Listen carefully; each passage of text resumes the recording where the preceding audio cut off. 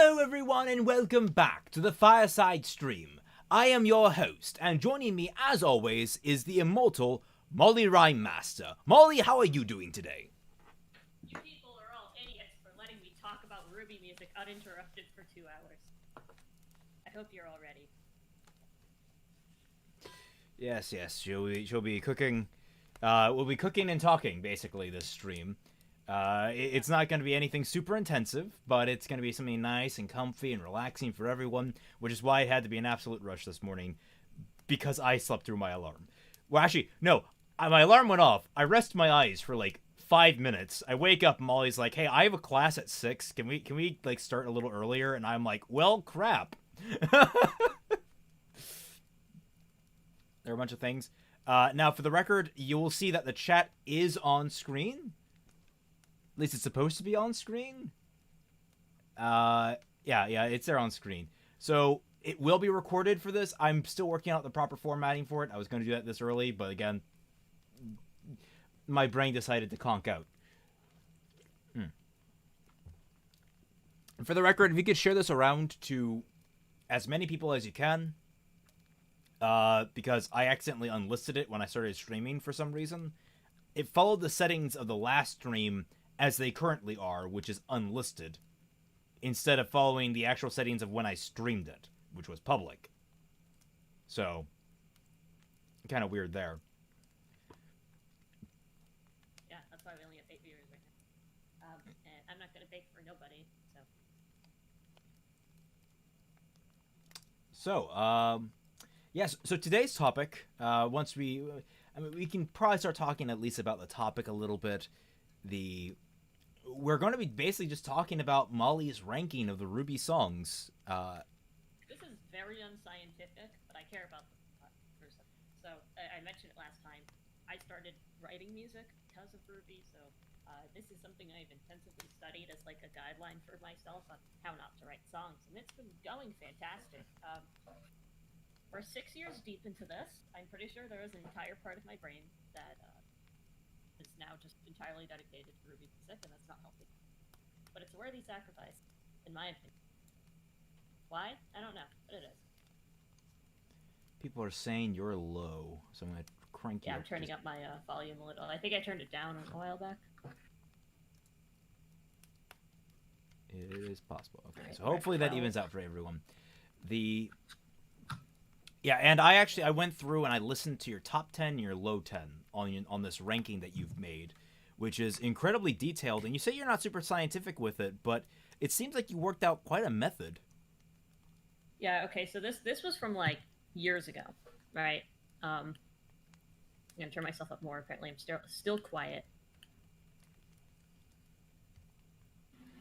I'm just making sure that the audio sensitivity isn't crazy because I'm gonna be like banging stuff around. So there is a method to this. I have the lyrical score, the instrumental score, and the contextual score. The lyrical score is self-explanatory, but I do have a certain method to it. I didn't deduct points for simply lyrics I didn't like. They had to do one of a few things. They either had to be a missed rhyme, which is, it kills the meter, the format it's going for, so it does become obvious when that happens. It kills flow, which is usually like you pronounce the word incorrectly to force it into the meter. You like what's a good word for, it just sounds wrong. Things that just sound wrong in the lyrics. They don't match with the meter, they sound forced, something like that. There's grammar errors, which is I think that might actually be. I think that's forced phrasing. Yeah, that's forced phrasing in odd word presentation. So like mixing around grammar to try to force a rhyme in there. Lucis Notoria was the worst of all those, by the way. If you look at the lyrics for that, you notice it a lot, where it's like, like let me pull up the lyrics for that song. I'm gonna open an incognito tab so this doesn't bother me. Well, you said it was the worst lyrically, but it has a 90.79. It's the worst when it comes to the grammatical errors specifically. Oh, okay. So I'm trying to pull up an example of it because I don't have these lyrics memorized, but the RWBY wiki does.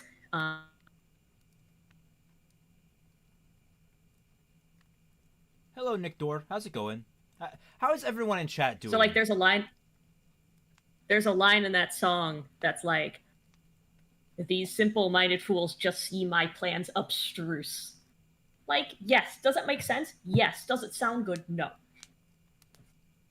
I will decode and knowledge gain. That's just terrible. Like, that is an atrocious lyric, in my opinion. RWBY songs exist to fill the plot. I mean, They did. They used to. Okay, so this is a real thing somebody told me. So they used to do that. They used to basically have it so like RWBY lyrics or RWBY songs would be, Monty would info dump onto Jeff, and then Jeff would just write a song about that. And then eventually they decided, I guess they were getting too spoilery. So instead of making a compromise, our brilliant friends up at the Rooster Teeth headquarters decided to tell their composer nothing. They basically told him, it's going to be a fight. It's 4 minutes long. Go crazy.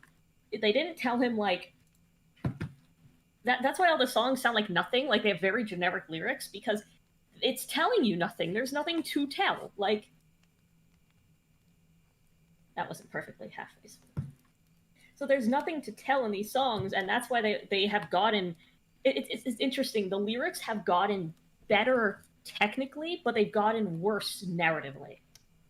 I don't know about that. There's a lot of them that at the bottom of the list that were from Volume 7. Yeah, that's why I said the lyrics were okay. That doesn't mean the rest of the song was okay. We said from a that's why I have this. Oh, you're saying that from the technical writing perspective, it got better. Yes, like this is why I have it all split into neat little categories, because I also had by the way, further on the lyrics, there was also tone conflicts, which is a big problem in a lot of these songs, where there is one kind of voice happening narratively, and then it starts to use language that doesn't fit. So Ignite was a really good example that we talked about last time, where it's very like boastful and sarcastic, and then all of a sudden it becomes like poetic. Like, that is a tone conflict. The thing with the most weight in this listing is if flow is killed. There's only one thing that's like totally unweighted, and that's filler words. So if you use the word just or huh or bruh, also hey Ignite, again, as words, I do count that. By the way, that is one of the worst lyrics in RWBY, is the one in Ignite where they rhyme bruh and huh, which are both like filler words you're rhyming. They're verbal ticks. I mean, that was because like one of the things I listened to, because I listened to the top 10, bottom 10, and on there was Caffeine, and I really like Caffeine for its music, and for like its the vocal work itself. I like the feel of that song is good, but the lyrics of it are trash. Yeah, so that's what hurt it. There isn't too much there isn't a huge amount of weight lyrically. Like, you'll notice that the worst lyrics on this list are they're in the 80s, but it still does hurt. Caffeine, I personally had a lot of issues with the instrumentation. It's extremely loud. It's extremely discordant. Like, it just kind of sounds like a big mush of music. Like, it's not mixed very well, because it's just very hard cymbals the entire time, which, again, that's like a personal thing. No, I see what you mean. There is something that it's a song that I enjoy, but I could easily see it being stronger if it was mixed a little bit better, because it always did feel like there was some elements that were drowning each other out when there should have been more focus elsewhere type deal. Yeah. And then there's the instrumental score, which is very self-explanatory. That one's pretty subjective. I can't really say much about it. I just kind of ranked it based on the mixing, the instrumentals, how I think they fit the song. And then there was contextual score, which is, I do have separate rankings for non-contextual score. Contextual score is exactly what it sounds like. How well does it fit into the context? Does it match the character? Does it tell us a story? Does it make the scene better? I used to have a more exact method for that. Like, I would break that down, the 20 points down into like 5-point categories. I don't remember when I stopped doing that. I might have to go back and re-rank it, but for now, I think this is pretty good. Yeah, I think it's pretty great. So let's maybe talk about some of the specific ones, like Caffeine. Well, we already talked about Caffeine, but I remember I listened to one thing and I wasn't very impressed. Are we going from the bottom to the bottom 10 to our top 10? I was just kind of thinking of jumping around all over. I just didn't want to hit like all the highs and all the lows all at once. If that makes sense. Just wanted to go all over with it. I wasn't really planning on kind of methodology unless you have an idea. I don't, so that's up to you. By the way, they're asking me to use this entire thing of cream cheese, so that's great. I don't know if 8 fluid ounces is equal to half a pound as it's asking me, so that's kind of weird. Because usually this is done in cups when it's a fluid. I guess it's not really a fluid. Hey Siri, how many ounces is a pound? 16. This is 8 ounces. Oh, okay. Sorry. I don't know my measurements. I'm terrible with that. I think it's not bad. We could jump around. So the very bottom of the list, number 57, is Big Metal Shoe. I do think that is one of the worst things I've ever heard in my life. Oh, Christ, I agree with you. It is poorly mixed. It has atrocious lyrics. It fits the context, sort of, but I also hate that scene in general, so it's going to have that bias against it that it's just bad. God, it was... people are asking, what are you baking? I don't think... If you said it before, maybe say it now. We have 42 people watching. Okay, I'm baking RWBY, which is a Jewish dessert. Basically, I'm going to make a dough, chill it, roll it out, fill it with some cinnamon, walnuts, and sugar, and then roll it up and bake it. I decided it would be kind of a little on the less messy side. I was recommended to do beignets, and I did consider that, but I looked into it, and it would involve frying, which is not something I'm opposed to. It's just not great for a stream because it's very loud. Yeah, I could see that. Unless you could like put it like a soundproof room while you streamed. Yeah, that kind of defeats the purpose of a cooking part cooking stream there. Yeah. So this is a lot of sour cream. Yeah. So then we have Celebrate, which Celebrate is just Jeff should never make pop music. Like he has a wheelhouse. He certainly does, and it's not pop music. It just isn't. I think it's bland. I think it contributes nothing to the scene. It's just there to be bad fake pop music. It's not even pop. It's like very clearly this man has never listened to pop because he's a rock artist who's 50 something years old, and it's a different genre, I guess you could call it. I don't think it's good. It's very basic. It's very boring. I don't know. Yeah, I completely agree. I thought it was just sort of like obnoxious. Yeah, especially because anything involving Nora past like volume 4 makes me want to tear my hair out. I'm failing to remember Brand New Day. What Brand New Day lost a lot on context. I don't think it's an atrocious song. It actually scored at 100 lyrically, but it is about Crow's alcoholism. And it's basically a fun, jaunty song that treats alcoholism like, oh, I made some mistakes and I'm just gonna pick myself up, and it's very Full House, but it's alcoholism. So I feel like Full House would have handled alcoholism even better. Yeah. That got a lot of points off because I find it unbelievably insensitive. I could see that. What's the best fried pastry to have while listening to RWBY music? Well, beignets are always the best thing to have. I would probably go with a I would go with a churro personally. That way are good. You could have like Once a knife. I made churros in an air fryer. That way you could have a knife in your other hand as you stab your ears out. Yeah. Once I got an ear infection listening to RWBY music, and this is a true story. So,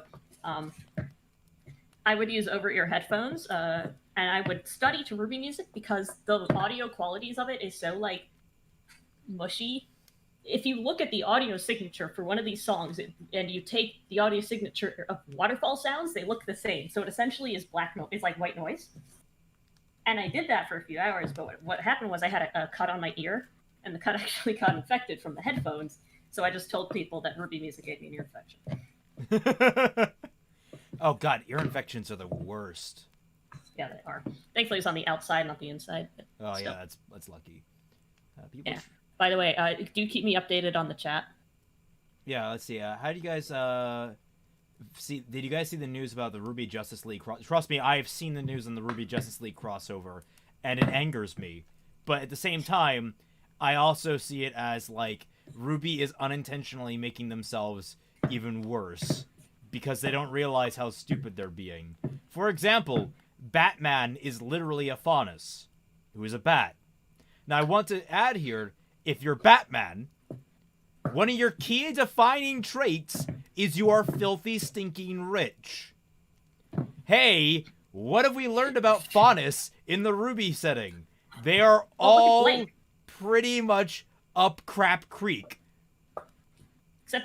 Except Blake, who is the, like, probably the wealthiest faunus we've seen this entire time. You know what? You can't even say that they're poor in Menagerie. I would live in Menagerie. They look like they have everything they need. It's beautiful. It's lush. It's probably resource filled. Yeah, like that's why I had to do some fixing in the fixing when we got to Menagerie. I had to be like, oh yeah, there's these horrible monsoons that come in. It's super hot during the super hot during the summer and fall. Then the monsoons come in winter and spring and wash a lot of things away. It floods huge areas. They have like this really small plot of land. There's congestion. Like there's all these things that I had to like kind of tack in there to make sure that this place, it seemed a little bit like paradise, but like when you get under the surface, yeah, no, it's not the most pleasant place to live. Yeah. Anyway, the fourth worst was Not Fall in Love with You, which just has the same problems as Celebrate. Like, it's just kind of bad. Like, there's not much to say on it, so I'm going to move on. Well, I know I want to make a comment. Let's Get Real is on there too, and that is the same problem as well. Well, I wanted to comment on that because I didn't realize they gave Sun a cuck song. They did. Yeah. Not Fall in Love with You also has like really weird lyrics because it's again written by a middle-aged man who's trying to make like a tweeny bopper song. So there's like, you're my PYT, like parent teacher Yonfrins. Pretty young thing.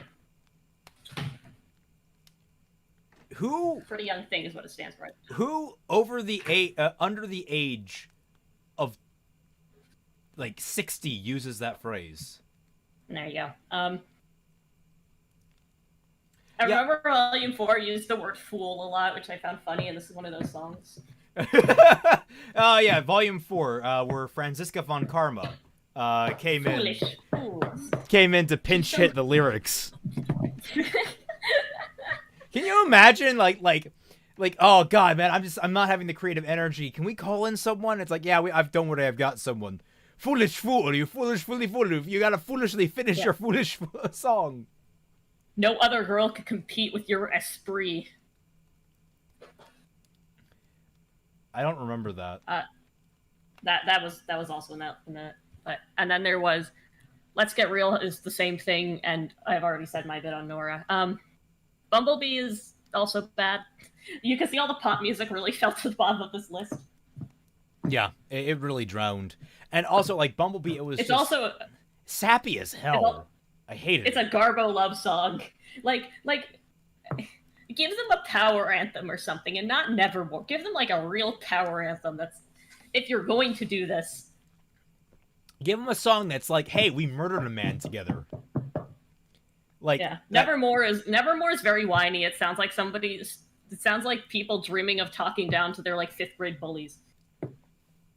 In fact, when Nevermore dropped, I remember looking at the comments, and there was a dude who was like, I want to sing this song to my bullies. And then I looked at his page, and he was, like, in college, and I was like, bruh. I mean, like, I mean, in this environment, I don't really blame them for that. I blame a lot of our systems where a lot of people go into college, and they barely have graduated middle school, effectively, mentally. Like, that's basically what I look at it as, is that high school in this day and age is a holding pattern for people before they get to real high school, which is college. Unless they somehow break out of the mentality and realize that high school is a piece of crap. Some people forget about Clark Kent and only focus on Kal-El. Oh, you guys are talking about Superman? Yeah, I do find that annoying too. It's like the entire point of Superman is that he is from a different planet, yes, but he's a goddamn American. Like truth, justice, and the American way. That's sort of his tagline. People don't focus on the fact that he is Clark Kent first. Very annoying. Yeah. The sad thing about shows like RWBY is that they attract those kinds of people. Yeah, they attract people who. It's funny because they themselves tend to be bullies. Like, again, have you ever had a bad opinion about RWBY on Twitter and saw the type of people you attract? Those are the people who say, "I wish I could beat up my bullies." You know, instead of being like, "Hey, I'm content to." The first rule that I learned. And if you're someone that's like this, where like you kind of want to get revenge on your bullies, the first thing that I learned when I was in like 3rd grade and I was getting bullied is that success is the best revenge, and it's a slow revenge. But the idea that the best revenge is bullying people over ships on Twitter. Yeah, but yeah, it's when you come back to that. Oh, hey Moopa, how's it going? Glad you can make it. We're talking music, and now I'm talking flower and bullyings, and what to do when you are bullied, and it's just, I mean, obviously report it, if you're ever bullied, report it to a teacher or report it to the responsible authority at the time, and if that doesn't work out, grin, bear it, get through life, become successful, and then you can rub your success in their face. That's all you need to do. Yeah, so after Bumblebee was Caffeine, which we talked about already. Yeah. Cold was above that, and Cold isn't a bad song. Lyrically, it's not a bad... Okay, it's kind of bad lyrically. It had a pretty low lyrical score. It's not that bad instrumentally. I got a 7 out of 10. It's the context that kills it. I have a lot of beef against the song Cold because... it's very plain. It's very basic. But it's about a specific person who is apparently like a one-of-a-kind, genius. And like, you wrote, like, I'm sad you're dead. Who was Cold written for? It's supposed to be Monty's, like memorial song. Oh, shit, really? Yeah.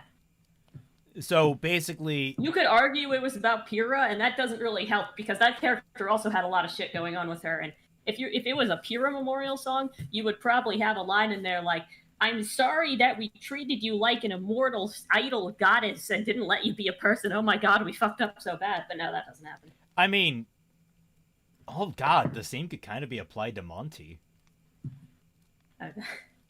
I mean, I'm not talking ill of the dead, but like a lot of people do prop Monty up like some kind of like, the show got shit after Monty died, and it's like, guys, look, Monty was fantastic. He was an absolute credit to his profession, and he was one of the most heartwarming individuals you probably could have ever met, as I understand it, because I never got the chance to meet him. But the guy was not a storyteller. The guy did not know how to tell a story. And that's, you can't just keep putting him up on, and I know I'm talking to a choir here, I'm preaching to a choir, but people put him up on such a pedestal. It just, it frustrates me. Hold on, Janice is right. If it was a Pyrrha memorial song, it would be about her unrequited love. What's that? Interesting story about a person who basically sacrificed herself because she was being propped up as an immortal hero and figured, well, I may as well die if you see me that way. No, that's not important. What's really important is that she was in love with a very mediocre dude. Yeah. Above that was... Where am I? One thing. I got into an argument with somebody, with somebody on the Tundra about one thing. One thing, instrumentally, is mediocre. It got a 6. Lyrically, it's fine. 92. My issue with it... What? 92. That's what you get. Yeah, my issue with it was we don't know anything about Neo. We came into the song not knowing anything about Neo. We came out of the song not knowing anything about Neo. Like, I think we could have really easily pieced together that she's pissed off that Roman died because we knew that they were friends, at least. But I mean, do we even know that they were friends? Like, we just know that they were coworkers. The song basically starts with, "I'm mad you killed my friend," and I'm like, cool. That is a strong first. It has a strong first stanza. I like the little motif they use where it's like, you know, kill for kill, eye for eye, and then that motif repeats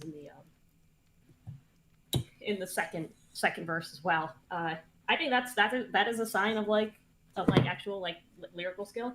My problem is that it basically just does that again for the next three. Like, not that it does the motif again. That would be fine. It's that the next three verses are all like, "I'm mad you killed my friend. I'm mad you killed my friend. I'm mad you killed my friend." And we don't learn anything else, which is frustrating because it's the first time he has had a song, and it was volume 6, and we wanted to know more about this bitch, and we just didn't get to learn it. Yeah, I mean, she's not going to tell us herself. She just starts drawing little pictures. That would actually be adorable if, like, on the whale, they're just a flip book. Yeah, she's like drawing pictures. She's like there on the ground, like the background of like a lounge, and like just drawing. There's little scattered pictures on the ground. So now we're getting into the songs I didn't go back to listen to. So my memory of them is going to be mixed. Dream Come True. Dream Come True is a similar problem to One Thing, except instead of it being repetitive, it's similar in that, like, we knew this about Pyrrha and we could learn more about Pyrrha. And I'm always of the opinion of, like, why are you trying to convey all of your characterization through music? Like, yeah, that's a problem. But if you're going to do that, do might it as well. well. Do it. If you're going, yeah, like, don't give me a whole song about how Pyrrha is just poor girl in puppy love. Like, when there's so much more. Like, what is this, Degrassi? Like, come on. The RWBY lyrics could ruin Megalovania if they wanted to. Megalovania ruined Megalovania. That's just facts. Nothing good of the song. The good version of Megalovania is Bad Apple, and no, I will not explain. I want an answer to that. I like Megalovania and Bad Apple. We need to move on. It smells good. It smells like because it has the sour cream in there, so it kind of has that like yeasty smell to it, I guess. So All Things Must Die. All Things Must Die is hilarious. It is the funniest RWBY song in my opinion. But it's not supposed to be funny, which is why it's so low on here. That's Raven's theme when she fights Cinder, and it is hilariously edgy. But the funny part about it is that it has a lot of tone issues. So like, let me pull it up, because it's trying to be all like dark and mysterious and poetic, and then it's like no one will miss you when you're finally gone. I mean, I like it because it's trying to ape Advent Children, the entire scene. So it's like, you guys are literally trying to make, like, you guys didn't even try to make a one-winged angel. You made Edgelord. That's all you made. Yeah. So and then there's like, just pray for mercy at your time of death, and then like it's just so funny. Resign, comply. That's my favorite, because like resign and comply are very weak words to write here. Like you're talking about like death and murder, and like to resign means to like gently go out, and to comply just means like, okay. Brady Hickman says they call her Rhyme Master, but it's actually Rye Master. I thought it was funny. You found my secret. She do be bacon. She do be bacon. I do be bacon though. I got the drip. Oh, it's time to accept, to abide. Oh, He's God. like trying to use these words that like technically make sense, but also like are bad. Like they're Well, yeah, not the right words to use in this context. That's one of the few songs to dip below 80. Yeah, I had a lot of issues with this song's lyrics. I can't wait for the Volume 8 soundtrack because it looks like we got more of Casey's work, and she is worse than her father, in my opinion. I think she writes songs safer than she does. She doesn't seem to like the rock too much. But her lyrics are worse, and her songs are very, very like Until the End from Volume 7 is like generic white girl piano ballad number 8086. Like, people keep telling me to do Lionized. You have not missed Lionized. Lionized is okay. I think it's middle of the pack on this list. Where is it? It's not even where I am. Lionized is number 24, so it's like a bit over the halfway point.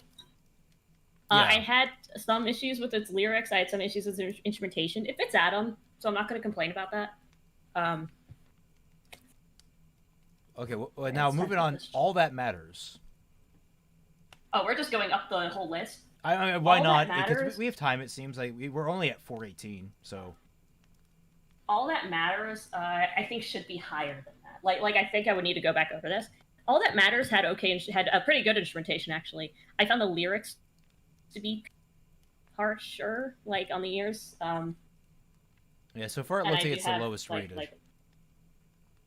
Lowest rated lyrically, All That Matters. I haven't Yeah. listened to it in a long time. Let me pull it up. Yeah, you have it, like you have the it at lyrics. 74.85. Wow, that is low.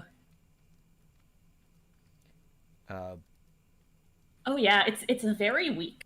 The song's very weak. So maybe it's not low because it's offensive. It's low because it's just sort of meh.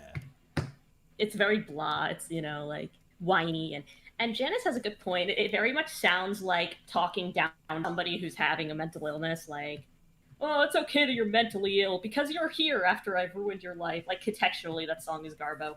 By the way, I love the word garbo.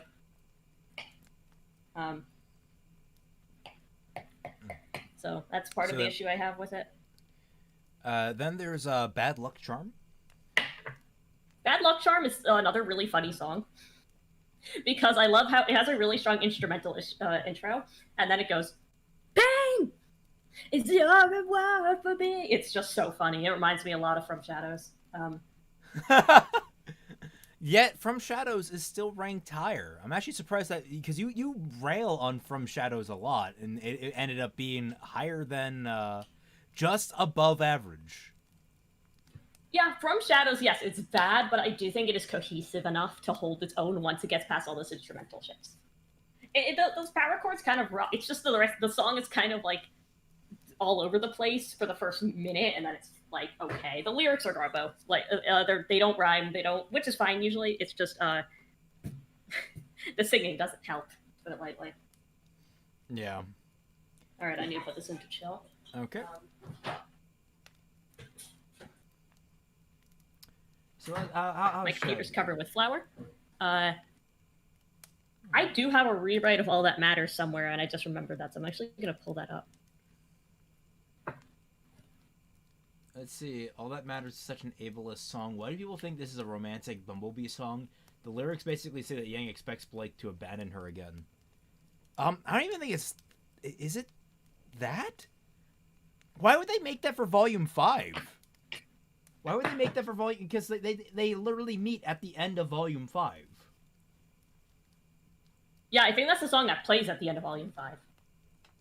Yeah, like it's trying to... Like when they reunite, that's what plays. It's trying to basically replace the fact that they need an entire scene where people are like talking to each other. And she'd be okay with it because as long as she comes back, it's fine. She does whatever she does what she does. Yeah, that's how RWBY portrays it all. I still like that song, but like the 40-second build-up is torture. Anything is Bumblebee related anything is Bumblebee related if you're insane enough. Yeah. Yeah, I feel like I kind of like From Shadows. I don't think From Shadows is terrible. I just think like that like first minute's block is like, whoa. It's like okay. All That Matters. I do have. Where is it? It should be like I didn't delete it. Yes, there it is. I think I was kind of weirded out by the verse structure. And I think it wasn't back and forth enough. I like when I kind of took my stab at it, and this was years ago. When I took a stab at it, I wanted it to be more of a back and forth between Blake and Yang. So the lyrics were, I held you close and you still went astray. I let you go and you won't go away. Now you're here and the nearer I get, I see your begging eyes, your crumbling disguise, but don't apologize. I can't forgive you yet. By now you're no more clear than a silhouette. And that's the first verse, and that's supposed to be Yang. And then the second verse was, how did that song go? It's like, since I ran my mind. Yeah. It's like, since I ran. You're asking me. I've mentally blocked out Volume 5. That's true. Since I ran, my mind's been a swarm. You were my constant, the calm in a storm, escaping consequences I can't ignore. No matter what I say, it will never be okay. You'll never be the same as you were before. It hurt for me to leave, but I hurt you more. Like personally, of course, you know, I'm not going to say my version is like better. I mean, personally, I think it is, but like that's obviously subjective. But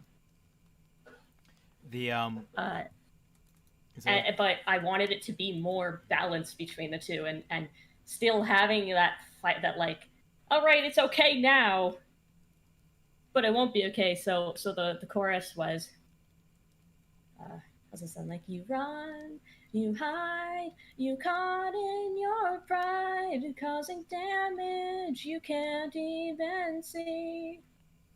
By day, by night, a shadow needs a light, and that's all that matters to me.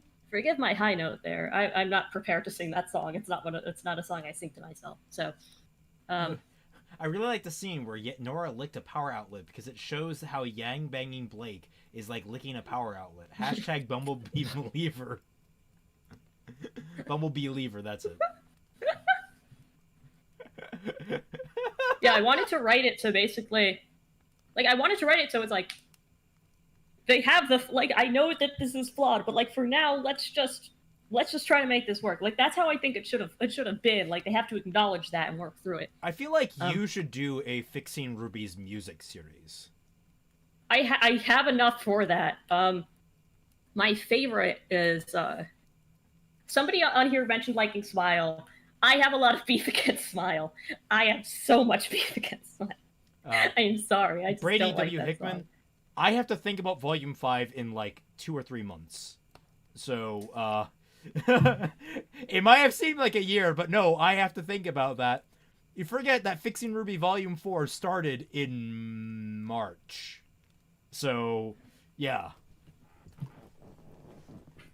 So, when I was a freshman in college, I wrote my own version of a theme for Iliad. Before it even came out, I was like, they're going to fuck this up, and I'm going to write this first.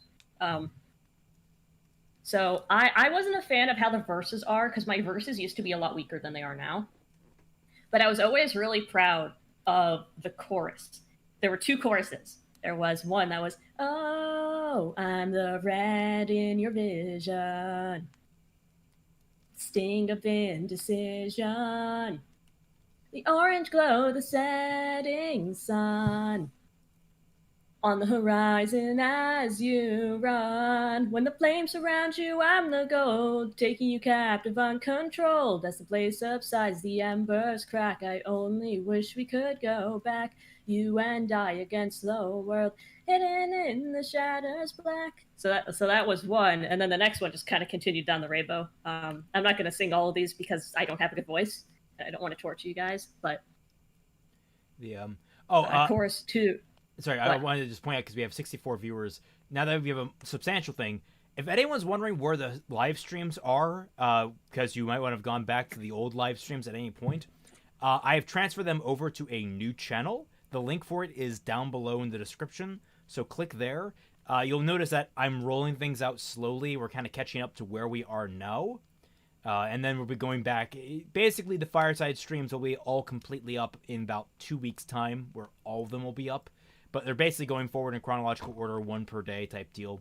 So be sure to subscribe there if you want to see the archive of all the streams.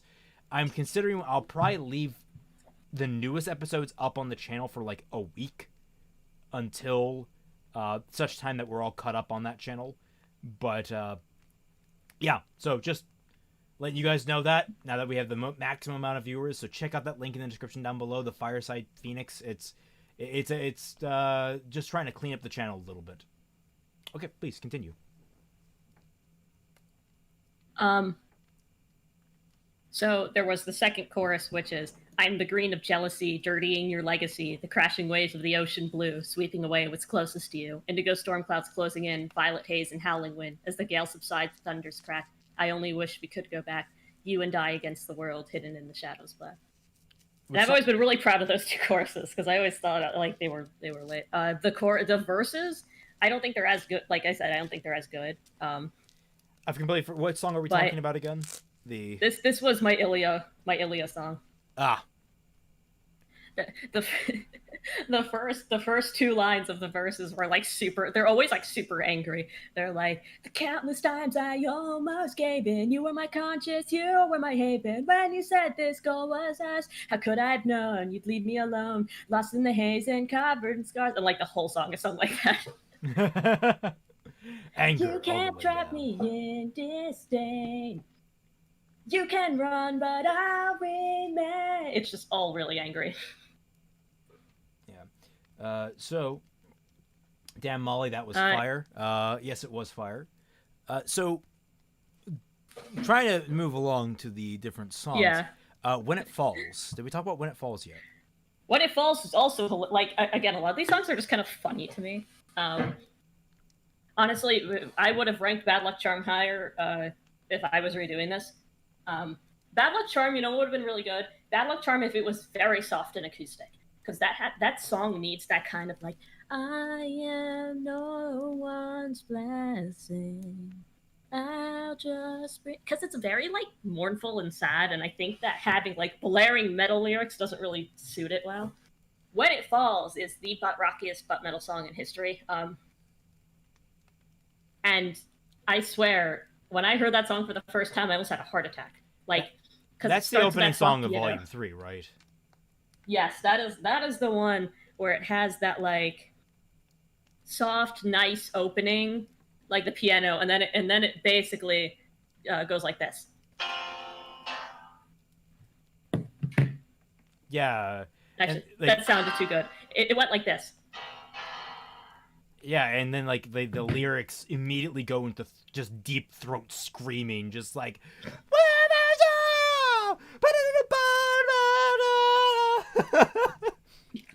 the enemies are cutting at the end of It's so.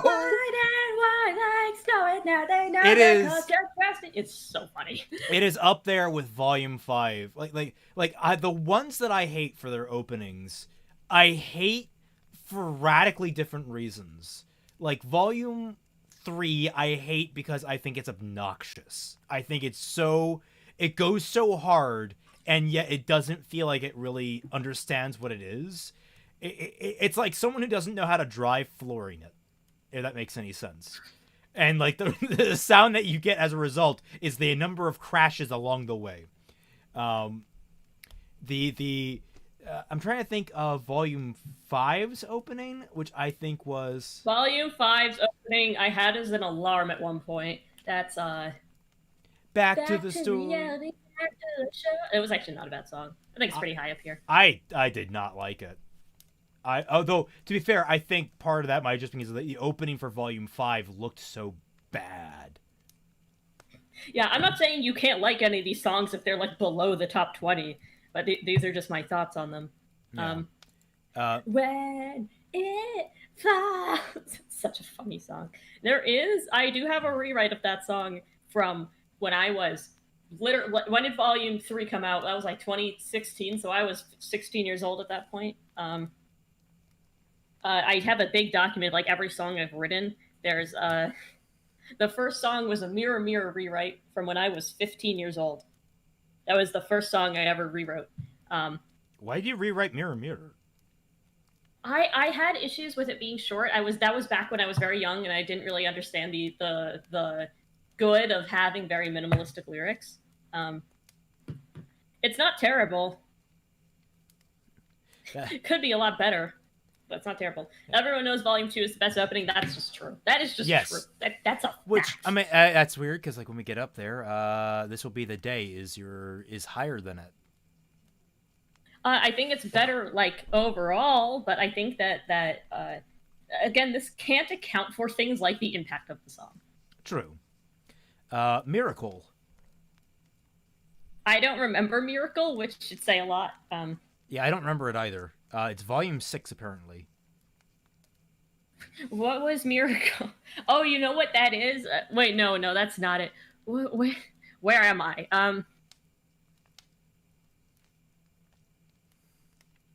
This should say a lot. If I can't remember what this song sounds like, that is a forgettable song. Yeah, that's... Oh, it's this song. All right, well, don't play it too long. I don't want to get a strike. Yeah, it's... I really like its verse. I think that's why it's that high. Ah, that makes sense.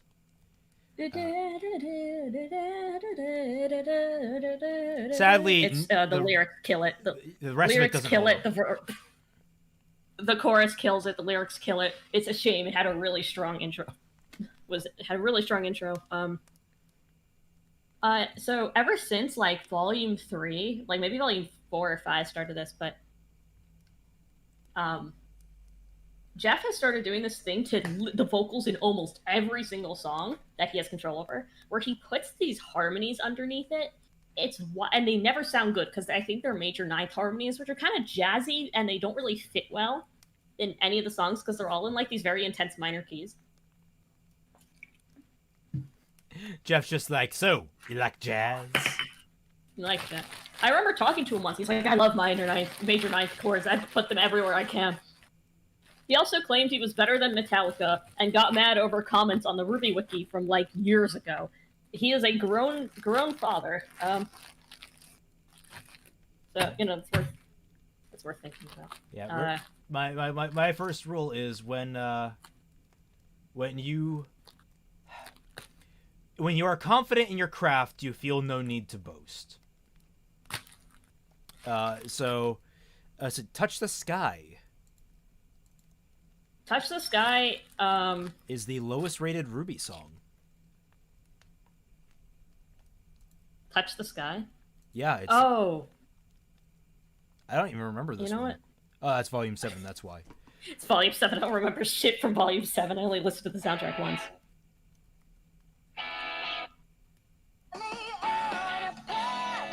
Okay, I gotta be careful with that. Should be ranked lower. That should be ranked a lot lower. I don't know how it got so high. It has an instrumental score of 4, which is correct, but I think it's because the contextual score is high enough. It like doesn't kill it, and also the lyrics aren't terrible. Again, this is like we're getting to the point where the lyrics aren't technically bad; they're just very meaningless, and I don't have a way to rank that. Well, no, you could like probably develop a depth score, like where you have a variance of topic per lines, like per stanza type deal. I don't know. You could probably try and find a way to rank that. I probably could, because otherwise these rankings kind of get hurt. But I guess you could put that in context, and in that case, I could shimmy on over to context, bump that down to a 10, and it is now ranked 49th, where it belongs. Die was right above it. I think Die is kind of fun. You know, that's the one for Volume 2 where it's like, feel it everywhere and the hate is growing.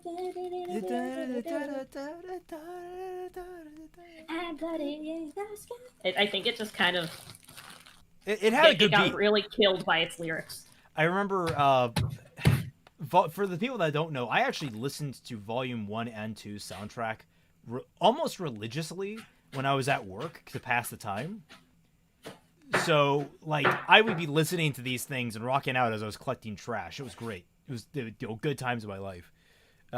Even though that job was actually kind of miserable at times. Like, it wasn't the worst. It was actually a rather relaxed job. Just had, like, a lot of slow moments. So, like, the music really helped keep that up. Let's see.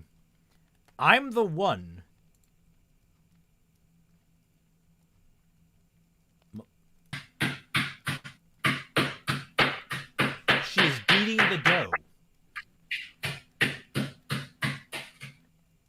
trusted in love more, but he's a toxic white man. Yes. I'm kidding. Remember any songs past Volume 5 aside from the Big Metal Shoe one? I don't remember much past Volume 4 when it comes down to music. Volume 4 is really where I lost my passion for the music at all, although Volume 3 did some serious damage to it. Did we talk about Neon? Just besides it being poppy, I think I like Neon all right, but that could have just been there was a real. I'm here. It's just Spectrum. Okay. It's just Spectrum, everyone. Because did we talk about Neon? Neon is. We skipped Neon. Neon is also bad. Neon is bad for many reasons. First of all, it's Garbo. Secondly, it took up precious space on the Volume 3 soundtrack for literally anything else. Because, like, I liked it all right, but I think it might have just been, like, the trash side of me type deal. Like, It's catchy, but, like, also, why does Neon get a fucking, who is Neon? Where am I? You know? Like... No, I agree. You are indeed the one, Raymond, the one all alone at the moment you tried to ask Molly about that song. Yes. So, yes, I'm the one. I'm the one? Yeah. I'm the one. That one, yeah. I don't remember it all. And whose song is it? The villain song. That is Emerald and Mercury's song. So, shouldn't it be like, We're the Two? Listen. Mercury getting physically abused by his father ASMR. Yeah, that's about right.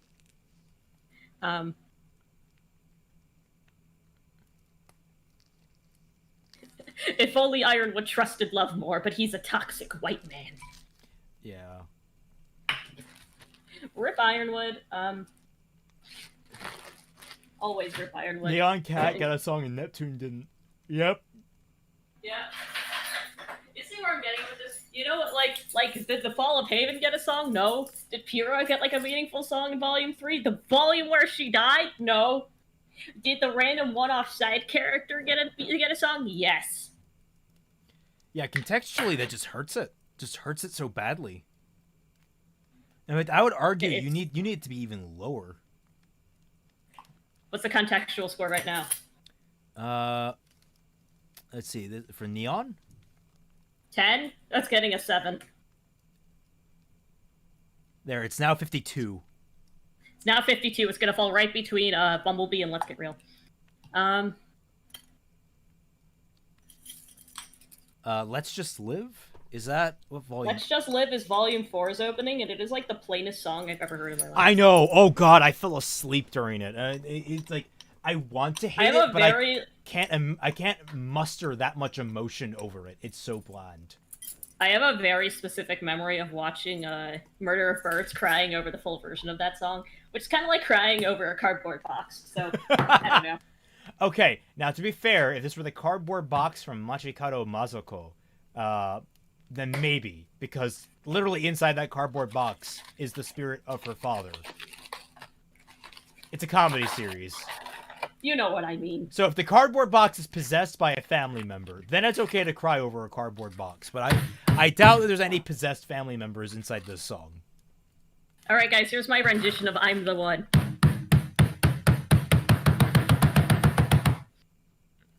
Yeah! That's not how the song goes. I- Like, that's how the song goes. It's like... Hey guys, I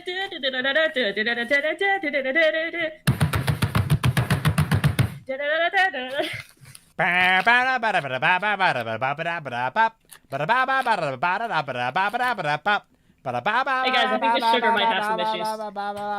Oh no, what happened? It is a block. Because it's brown sugar, and brown sugar does that.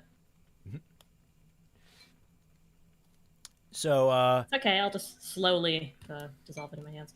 we've talked about Smile already, haven't we? That was Ilya's song? Yeah. So What's above Wings. Wings is a Volume 1 song that's only like 4 minutes, but it feels like 12, and I have no idea how it does that. Remember, I skipped over that every single time I listened to it on the soundtrack. Let's Just Sleep.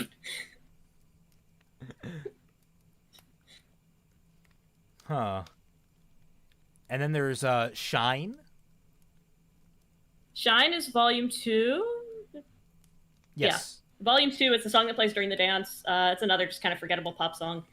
I think it's one of the better ones, which is why it's not super low. Yeah, this is the one that they did the dance sequence. It's very inoffensive. Like, I can't really be mad at it. Indomitable. Indomitable is a song from Volume 6 when Ruby activates her eyes, and it's very, like, just kind of like, you know, forgettable, like, you believe in yourself. I remember it not being, like, it seemed discordant with the moment. Like, it wasn't some kind of dramatic swell, and it also wasn't some kind of, like, I remember it being very soft for the scene it was in. It is. It's basically about Monty, which is a weird thing to do in volume fucking 6, 3 years after he died. And it's basically about him going on about him making Ruby. But again, it's like a very like depressing song with like the big like dramatic drums later, and it's Trust Love. Yeah. Trust Love is the opening of Volume 7, and I just think it's okay. It's very forgettable. Like, I don't really have much to say on it. The full version is bad, actually. The full version is not that good. I find that a couple of times where, like, the opening version just, like, is mixed better in some way, where it just sounds better, or, like, it cuts out a really bad part of the song. Like, I just can't remember it for the life of me. I mean, I can't either. I think it's like the first Ruby song that sounds like it's procedurally generated. I think it's the best way to describe it. Hey man, don't blame them for that. It was a very good vape. What are you guys talking about? Why are you guys vaping in my chat? No vaping in chat. There's a no smoking sign, guys. Lucis Nature, which I think you've touched upon once, but I don't know if we went. I did. The lyrics are very bad, and they're very messed up, like grammatically. And I don't know if that was intentional or if it was just because Jeff really needed those rhymes really bad. But it's also for Grip Eclipse, so nobody listened to it. Yeah.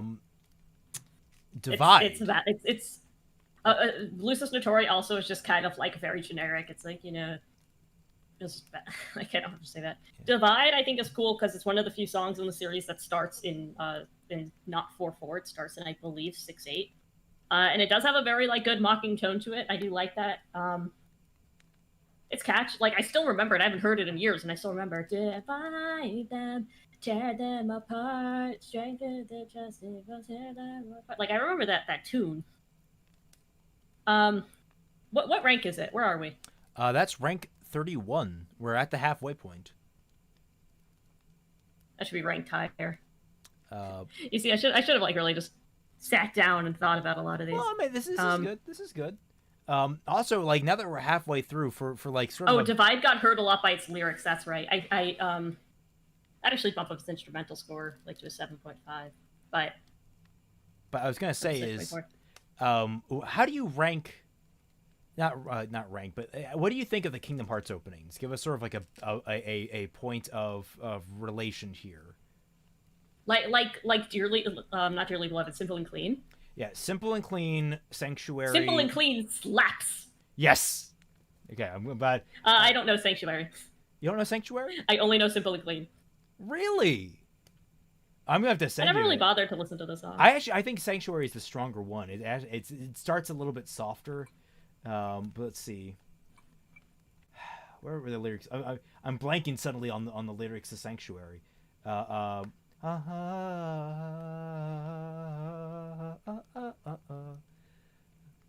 that one. I can't give a full like. You'd probably do better with me ranking like Pokemon openings. And what about the Kingdom Hearts? The best one is Advanced Challenge, by the way. What about the Kingdom Hearts 3 songs? I don't know that one either. You don't know I never sat down and listened to the soundtracks. They actually had 2 in that one because they had an opening and ending song. They actually did full anime with that one. Because they had face my fears. Let me face, let me face, let me face my fears. Let me face, let me face, let me face. So yeah, that one I actually really liked that one. The reason I asked it had a unusual, like breath.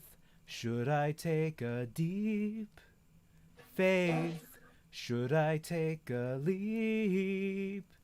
Taste. I'm sure they're fine. Like the thing is, my standards for like my standards aren't like crazy high. It's just RWBY's are very low. What does everyone think of H Bomber Guy's parody song? It was fine. I mean, it was better than most of the RWBY soundtrack, unfortunately. So I can't say much on it. I can't watch that video. I don't like H Bomber Guy at all. Okay. Yeah. So Divide should have gotten a higher ranking. It must have been its. I haven't looked at its lyrics in a long time. Yeah. Divide episode. I wonder what episode that was. Well, I mean, what you just did, modifying it to a 7.5, is put it up at 24 now. So that's good. I may. Oh, you know fall. what it was? Because that song. Because Divide was in 6.8. A lot of its meter got messed up. I see. Okay. So it would be like it also kind of awkward. Like the line, like legends as heroes will crumble and fall, you will not prevail is how that line is delivered, and it's very, very awkward. Your sins are what they'll pay for. And that also sounds very awkward in the song. Rank Sonic main themes. Okay, I can't give a ranking, but Night of the Wind is the best. Excuse you. We got to go with the ultimate. Can't hold on much longer. I will never. But I will. I know it's a one-way track. Those songs are a much better point of comparison because it's the same genre. The thing about Sonic music is that there's so much love in it. There's so much, and it's so bad, but it's so good at the same time because they're having so much fun. Like, they really care about making all of these different songs and, like, making them unique from each other and having fun and putting in, like, good riffs that are meant to propel the song forward and not to show off how good you are at guitar. Ryan Carson, why don't I like H Bomber Guy? I think he's a smug bastard with very little self-awareness. Endless Possibilities also slaps. Don't worry, City Escape is not a main theme, but City Escape like I can't think of like a really bad Sonic main theme. Because they're all like very just cheesy, and that's the whole point. They're very hokey. They're not meant to be that good.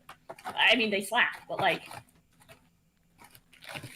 My only problem with the actual full version of Open Your Heart is that it doesn't have that lead-in that the Sonic game does in the shortened version, where it's like the little like tinkling like kind of wind chime, da-da-dun, da-da-dun, and you like have the slow build of, and then it goes into bum bum bum bum bum bum bum bum bum bum bum bum. It goes like this high beat like action sound, da-da-dun, da-da-dun. Go! And the giant chaos thing comes out of the building. Like it has this great build, and then it goes right into the song where it's just like can't hold. Like if the full version had that, it would be amazing. So if someone combines that together, I will love you long time. Yeah. So where are we? I May Fall. I May Fall has really strong verses and a very weak chorus. I love that like hopeless feeling in the verse, but then the chorus is like in a major key and it doesn't work because it sounds like very triumphant, which doesn't match with the fact that that's not the song. Like if you want to do that, write a different song, but you can't keep switching back and forth between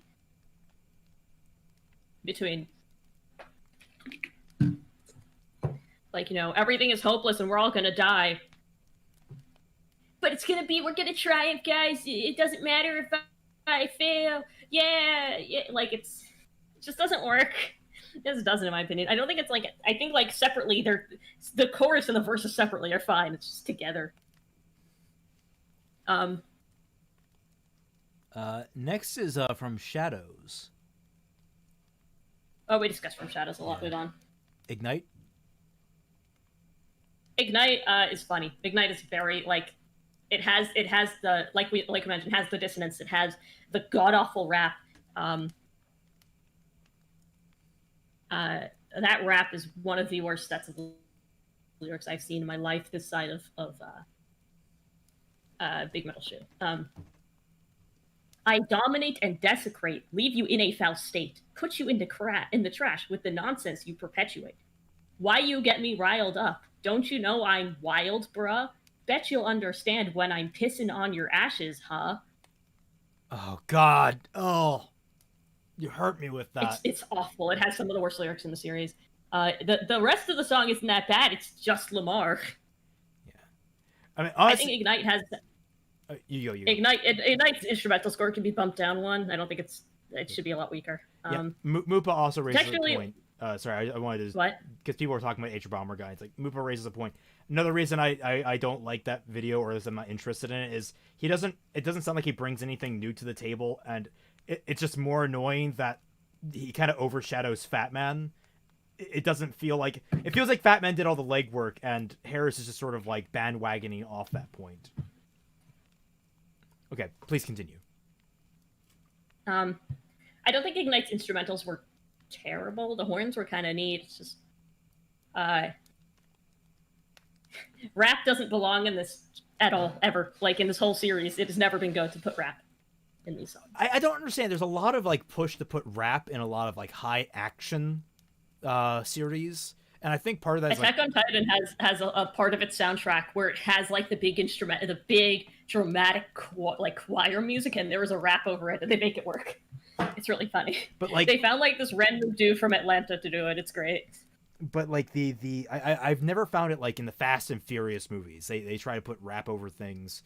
They try to do it a lot in, I think the CW shows have tried that a couple of times, and it's just like every single time I've heard rap in an action sequence, I think there's maybe like 2 or 3 times at most where it's worked, and it hasn't been like amazing. It's just functioned, and that's not the bar you should be setting.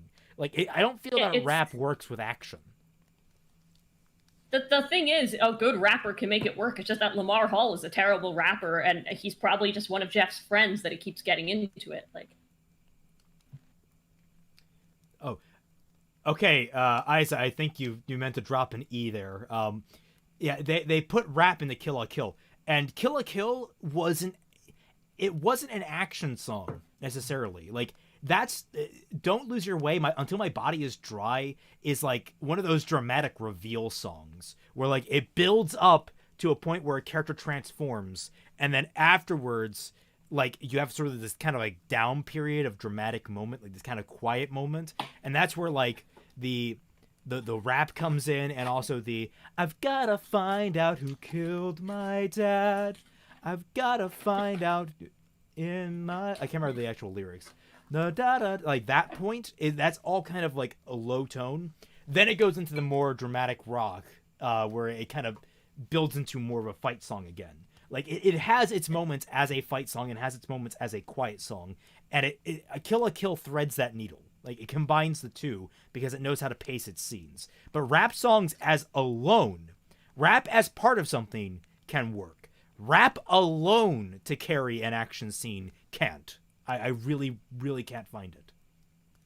Yeah. Next up was All Our Days, which I think is fine. It's very cute. It's a very sweet song, actually, because it is Jeff talking to Casey. And when you look at it, it's nice. I don't think it's anything special. It is a very cute song, though. I think it's sweet. I think it's kind of dark when you look at kind of how this whole thing has evolved, where Casey is basically like a singing pack mule destroying her voice for her dad's dreams. Like, but in that moment in Volume 2, it was okay. Yeah. Also, that has the lowest lyrical score you've given thus far. All Our Days, really? 64.1. That there must be a typo in there.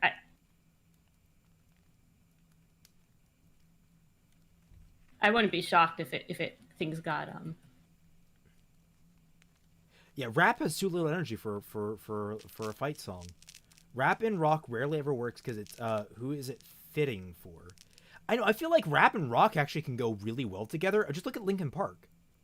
Like Linkin Park has has to be a mistake in here. Apologies, chat. All That Matters should have a very low, a very high lyrical score, and I don't know how that got mixed up. All Our Days, you mean? Yeah, All Our Days. Did I put it on the wrong thing? Like, oh, you know why? Why? Because it doesn't. It's not scaling. It's okay. Thank you, Google Sheets. This is gonna shake up the whole list. Yeah, I'll refresh the page at the end of this. Just 1 second.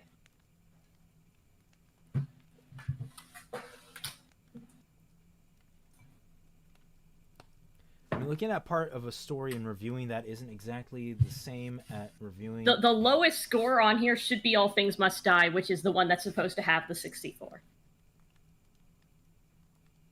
What was supposed to have just 64? All Things Must Die. From Shadows is if you're curious with the actual rankings, From Shadows has the second highest error rate. Then When It Falls, then Ignite, then Wings, It's My Turn, Brand New Day, and I'm the One. Okay. This got mixed up because I have two separate sheets I'm working on, and I would have to go back and lock everything in place. There is a way to link like information between sheets, so like while you're working on that stuff, you can have it updated in real time. It should look like this, like. But what I need to do is I need to lock that in place somehow. Oh wow, You see how much that changes things? Well, you just re-rated the entire. I was going by total rank. That's where A to Z. Yeah, I'm really sorry, everyone. Yeah, okay, there it is. Yeah, it jumped. All That Matters jumped. Armed and Ready also jumped.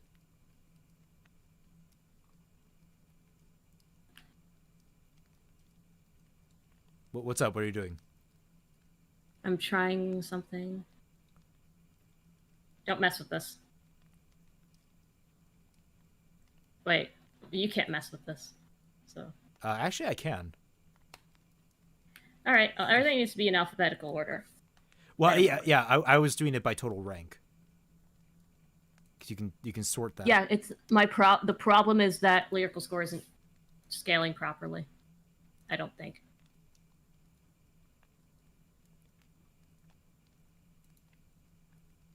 Interesting. What do you mean isn't sorting properly? Like it's not It isn't sorting. It isn't sorting properly because it should be alphabetical both ways.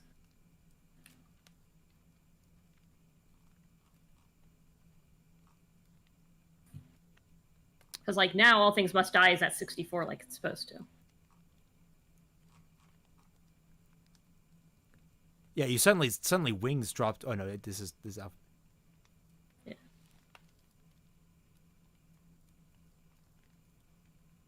If I'm lucky, this holds. It's just the struggle of Google Sheets. There we go. That should be proper. Okay.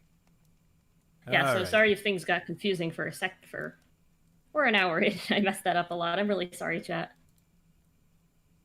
Yeah. Well, let's go. We'll go back down. Non-lyrical music in RWBY. There is non-lyrical music in RWBY, and it's done by somebody else, and it's better.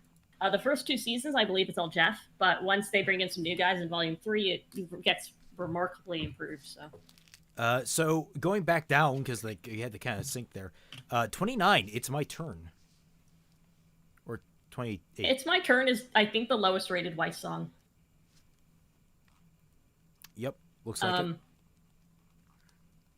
Yeah, I think it's okay. It had a lot of issues with its lyrics.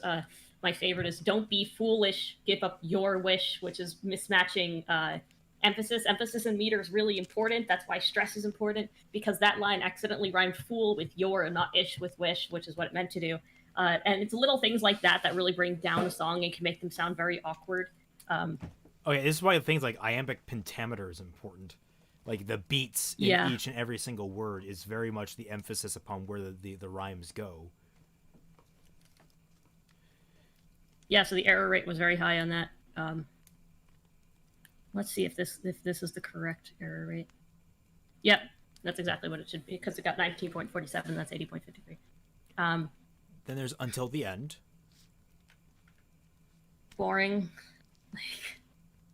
As Boring, but very inoffensive. That's Casey's song. And again, white girl piano ballad.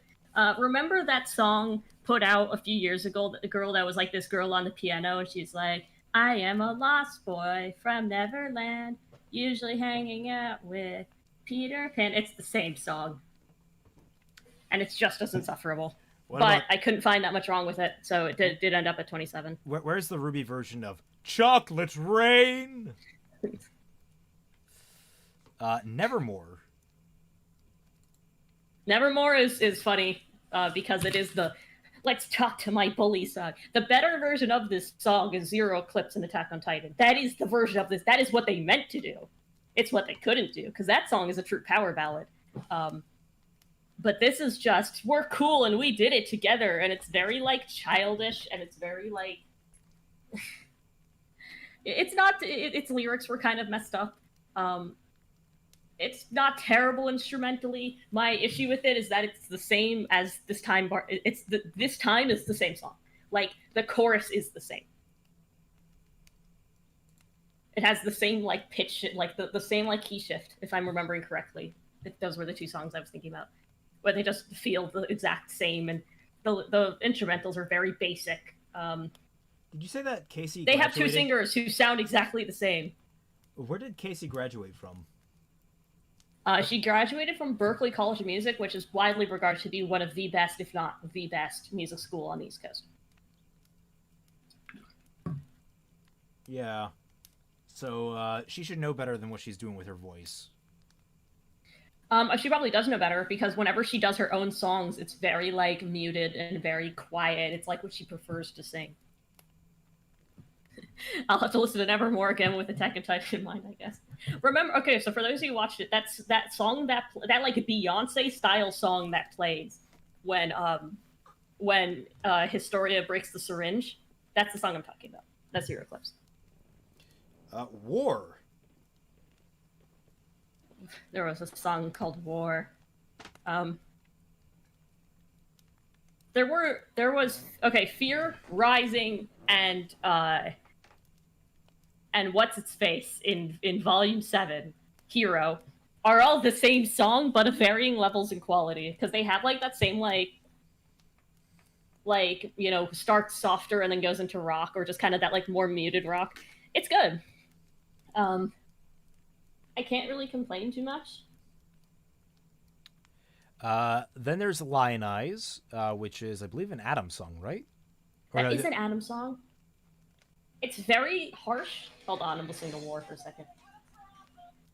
It's that song. I think War has its issues that a lot of the newer RWBY songs have, where it's just very obviously a drum machine doing the drum part, and it's very fake sounding, and it doesn't really match with the other instrumentals. Yeah, don't worry about the lyrics. We got drums. Yeah. It's very like it's the lyrics weren't that good in War. It just fit well with the scene, so I couldn't actually complain that much. There's like a good fight, I guess. So, fun fact. Lionize is interesting because it is very harsh. It doesn't sound nice to the ear, in my opinion.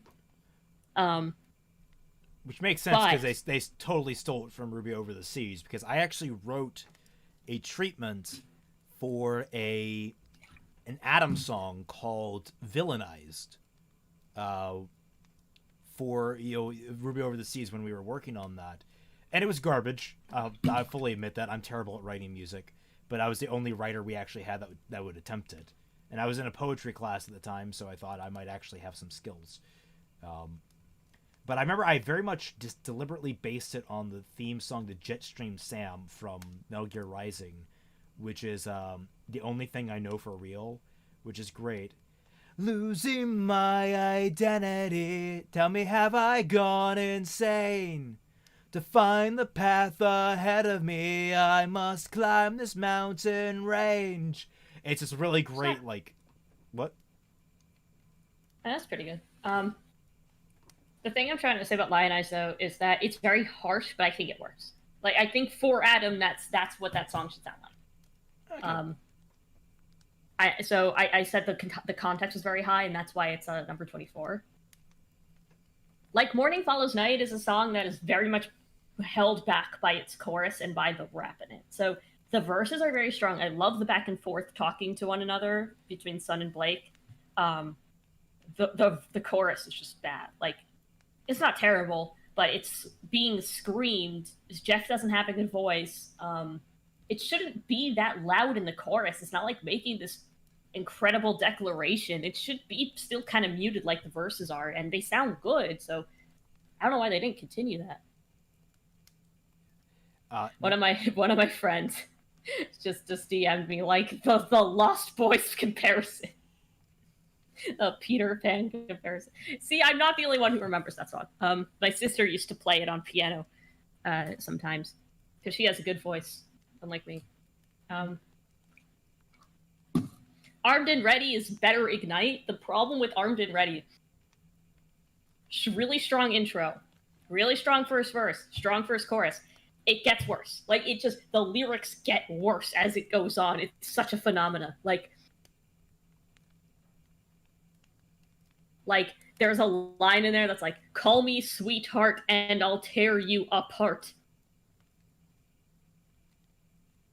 Just call me sir. Try to resist once you meet my new fist. Bye-bye. Just look at the fire in my eyes and bring back my strawberry sunrise. It's another, like, meter. Like, there's a lot of bad meter stuff in here. JJ makes an interesting point, because he's the guy that does the fan game.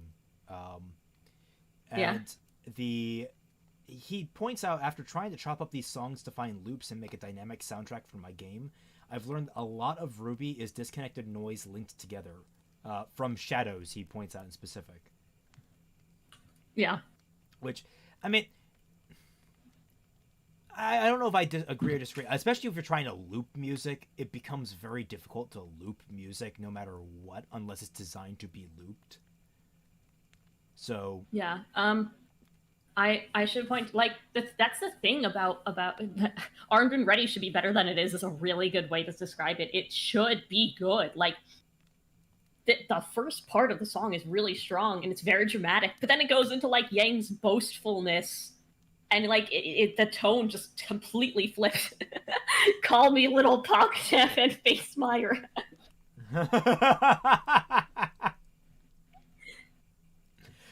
I've never heard a better description for Yang. That is great. I wrote a Yang song for Raymond. Like I started working on it. And it was so much fun because I just gotta be like that extreme angry.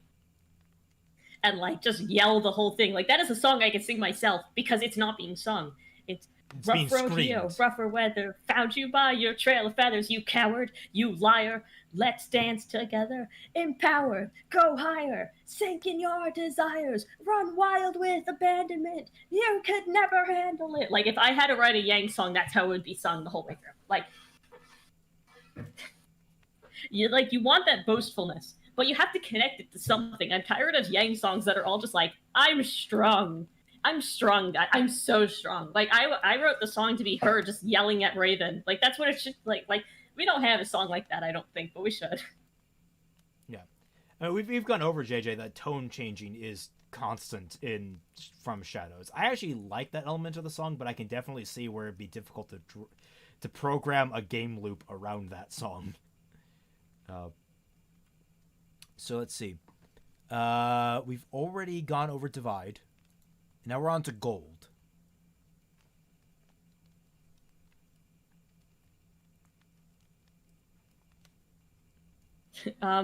Gold is the best of the pop songs.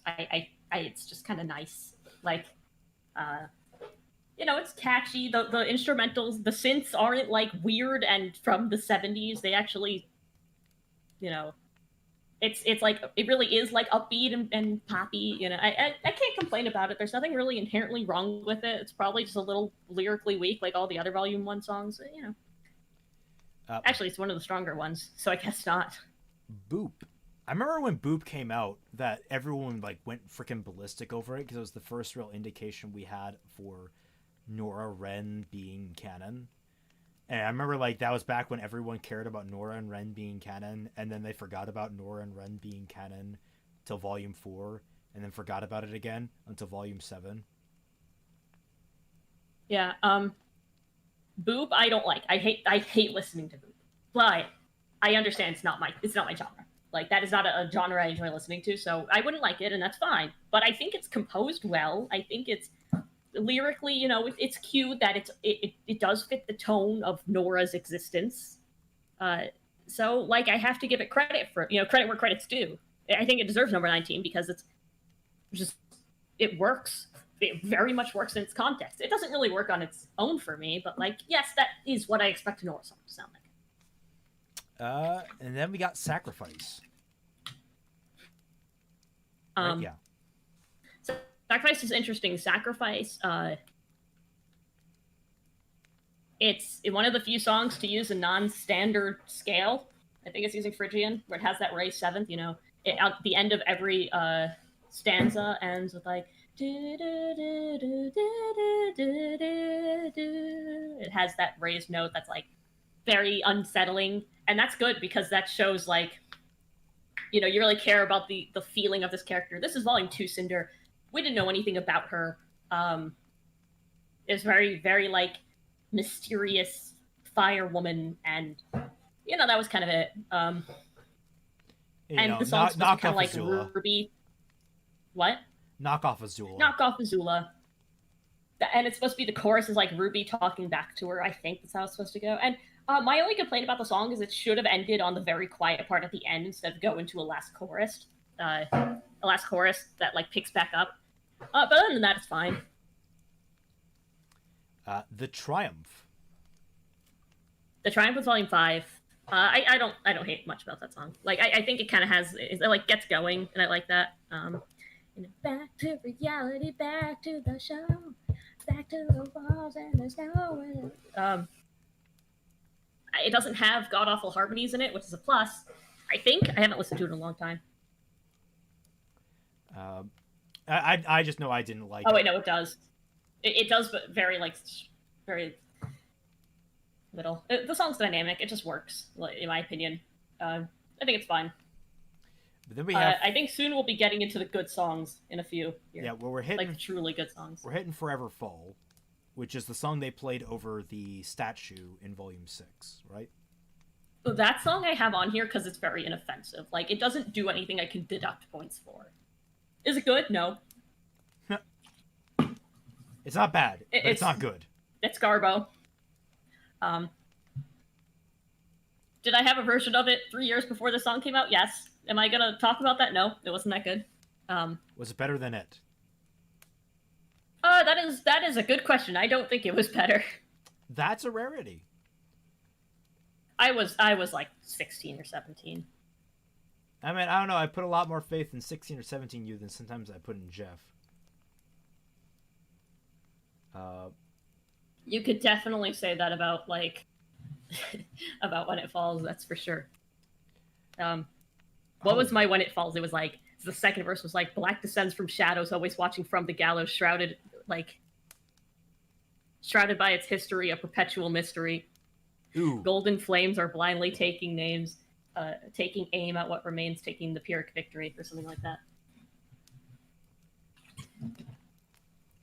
Home. Home and Forever Fall are the same, where like I like the melody and I can't complain about it. I do have a complaint about Home, and it should be a little lower. The singing doesn't work with the song. It's too low. It's very low in her range, and she's very straining. Shut your eyes, 'cause yeah. It's like she's singing at this like bottom of her throat here, and you could hear it. But I really like the melody, so I can't really complain much about it. Age doesn't denote Mirror talent. Part 2. Age doesn't denote talent. Yes, I know. Kevin Penkin exists, and he vexes me with his existence.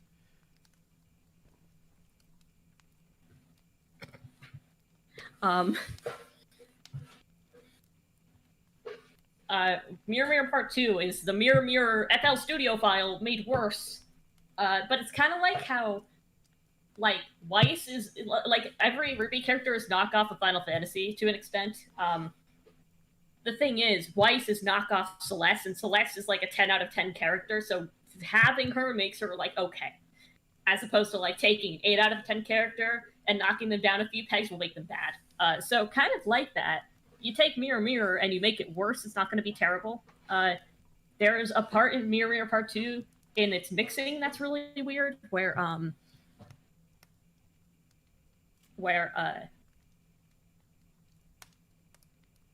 in the second verse, that's what it was, in the second verse, it uses 2 different snares. And it sounds very off. It's very electric, and it's very like it's like the type of drums you hear in EDM, and it just doesn't work for it, in my opinion. There's a lot of weird mixing choices in this song. You could hear a mouse click in Mirror Mirror Part 2. Oh my gosh, really? That's incredible. I'll have to listen to that back again at some point. That's hilarious. It's near the end. Oh, that's what that must have been. I burn. Oh, you know why the song Die was really low? Because there's a point in that song where you could hear Casey, like, smacking her lips, and that just frustrates me to no end. I think I remember that. Cut that out, Above guys. that is I Burn. I Burn is the original RWBY song that uses this exact chord progression. Hold on. Or some variation of this chord progression. I did save it on this phone. It's this. Can you hear? I don't know if you guys could hear that. Yeah, Let me turn it up. No, it's E minor. Or E minor, C, A minor, D.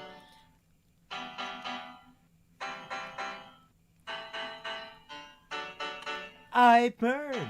Well, yeah, there you go. It's actually come at, come at me, and you'll see there's more than meets it. By the way, this is every RWBY song. So, like, give me a random song on this list. Nevermore. One that I know. I May Fall. Give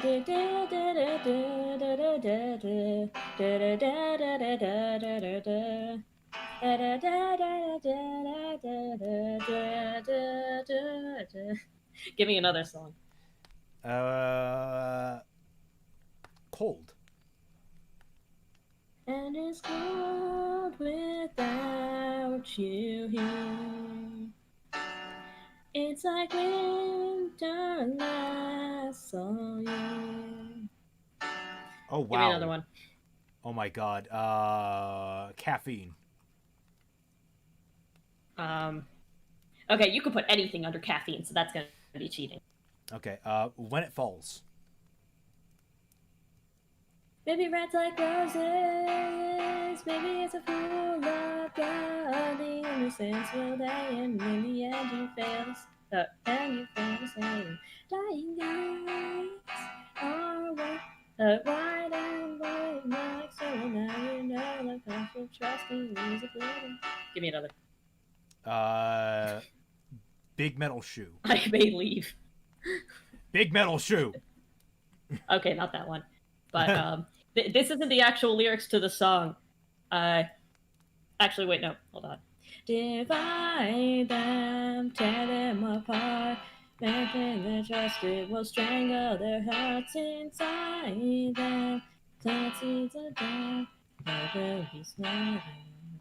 Do you think it's intentional, or do you think they do it by accident?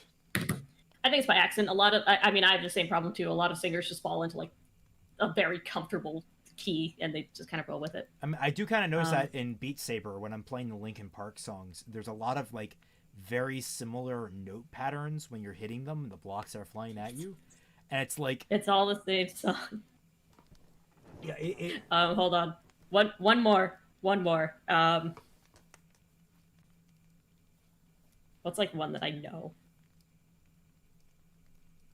Boop. Mirror, mirror, what's inside you? Save me from the things I see. I can keep it from the words I want you let me. It's not the exact chord progression for that song. It's actually like E, C, E, C. It's pretty simple, but yeah. Gonna try putting that under boop next. Anyway, let's move on. Above I Burn is Rising, which is the Volume 6 opening. That song is one of the few I couldn't find any problems with the lyrics. I couldn't like. I actually do like that intro where it's like you have the little electronic-y sounds. I love the build-up in it. It's actually very strong. I cannot for the life of me remember it. What were the lyrics to Rising? Cinder is Azula plus Zuko. Move fast. The darkness cannot last. No hope, no path. But we've got a dream to... Okay, the build-up isn't that great, but I do like that intro, and I don't think it ever gets too bad. It's not that it's super good, it's that it never gets bad. That's the standard we're working on here. The Mad Dummy would be a better Cinder than Cinder. Probably. I have no idea who the Mad Dummy is, but I agree. Just watch Cinder get a redemption arc without actually regretting her actions. Oh god, if they do that. Molly, have you seen every pop song is 4 chords? Oh, you know I have. Yeah. Axis is awesome. Hold Those on. guys. I got a DM from someone, from my friend Jacob. He goes, "We have Celeste at home. The Celeste at home," and a picture of Weiss.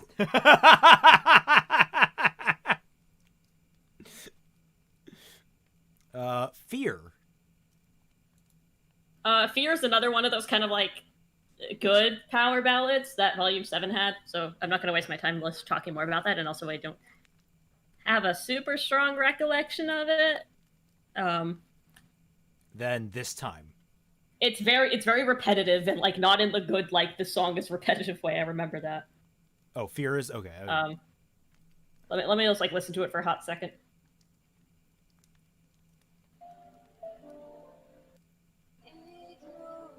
Yeah, it's like okay, Casey.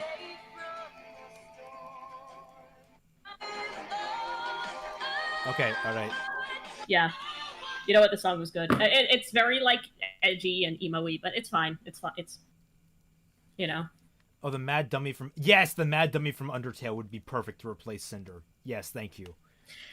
Cinder gets full-on Steven Universe in a single song and cries, and then magically is a good guy. Oh, Christ. Oh. But yes, This Time. This Time is basically from Shadows Part 2. It's one of those RWBY songs that sounds like a lot of other RWBY songs, but I do think it handles itself better because it does also have anything with sun tangential to it is usually going to be pretty good, except for Not Fall in Love with You. All Our Days. Did we already touch on that one? Hold on. We did. It got messed up by the lyrical score. Right. This Time was Yes, that's what it was. It has this really amazing build. Like, it takes the intro from Shadows. It's one of my like favorite moments in any RWBY song is this. What did they play that over? It's the ending theme of Volume 5. Okay, stop. Playing it too long. Sorry, I can't do it. But it basically does that intro from Shadows, and it goes da da da da, and then it goes into the rock, and it's actually very smooth. Yeah, I did when I was listening to it, because that's when I never really listened to in full, but it really caught my ear. That was really good. It was a good song. Some of the lyrics are kind of weird, like the ways of the past will get over, but it's one of those songs we'll just kind of let it slide for having good instrumentals. Hero. Hero is the Ironwood song, and Hero is good. Hero is like, we are well into the good songs at this point. I didn't like this one as much personally. I mean, mechanically, it might be very sound, but for some reason, it just didn't click with me as much. It has the generic lyrics, which again throw me off, but I don't have a way to measure that. It also was a great fight, so that helps. My dad just scared me because he came in and took a bottle of wine, and I like didn't see him. It was a random hand. Off topic, with the idea of distracting me from watching, you could smooth out any problems you have with this list by simplifying it into a tier list, make it into a 30-minute video, and rake in the views. Yeah, if I knew how to video edit, I would. I mean, we might be able to record that separately at some point. Yeah. do a more condensed version of it. Like the song "Hero" in and of itself is the lyrics are like very It's just I really like the instrumentation. Our enemies destroy, metal I'll deploy. No. Then we're getting into the songs that I do know and like. Red Like Roses Part 2 is a personal Red Like Roses favorite. Part 2 is very butt rocky, but I used to have a lot of issues with it, but then like as I got older, I kind of mellowed out. And you know what? Like strong instrumentation. It's butt rocky in a good way. The solos actually work with the song besides just showing off how cool I could do my guitar. You know, it's enhancing the song. It has build up. It sounds like it's a story being told. It's between two people. The lyrics sound like they care. They really do. Like the only issue I have with it is that there are two different versions of the song. There's the one that's on the soundtrack, and then there's a singles version of it. The singles version of it is the one that's actually in the show, where they have like the instrumental build up, the yeah,